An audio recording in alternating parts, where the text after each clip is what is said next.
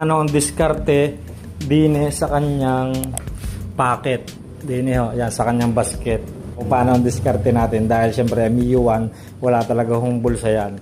So ibibili natin ng garneng basket. At ayun nga kabrando, ang diskarte natin dine ay yan, tornilyo na medyo mahaba lang dine. Ang iyong bibilin dine sa may bandang itaas. At dine naman ay kahit yung normal na tornilyo na ganitong kahaba. Mas mahaba yung sa taas na tornilyo yung gagamitin nyo kaysa dine sa bandang ibaba. And then tinatanong din ni Kabrando kung mafi-fit ng maganda ang basket na mabibili natin sa online. Ay ito, papakita ko sa iyo Kabrando. Yan, talagang meron siyang awang dyan.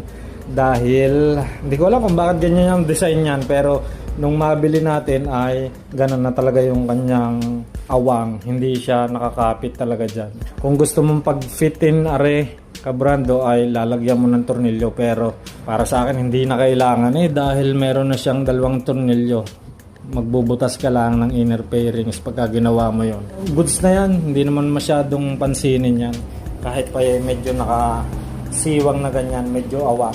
Yan, magkabila yan. Ganyan talaga yung design niya nung mabili natin. Talagang nakaawang. Ayun, 4 na tornilyo, 2 tornilyong medyo mahaba sa taas at katamtaman na 2 tornilyo din sa bandang ibaba. Malaking bagay are mga Kabrando, lalo na pagka tayo ay may mga binibili or mga bit-bitin na kasya lang sa basket na hindi ka na hassle. Para hindi ka na hassle ilalagay mo na lang din gaya ng cellphone, towel, tubig, or mga parts ng motor or kung ano-ano pa. Malaking bagay talaga mga Kabrando, kaya ating nilagyan ng basket. Dahil kung walang basket, wala yung pinakabulsa. Dito lang yung kanyang helmet hook. At para sa atin na laging nasa tindahan ay hindi ubra ang helmet hook lang or hook lang. Para sa akin, mas lalong umangas nung may bulsa kaysa doon sa walang bulsa. At yan mga Kabrando, si Baby Mio, yan ang update natin. Start lang natin yan.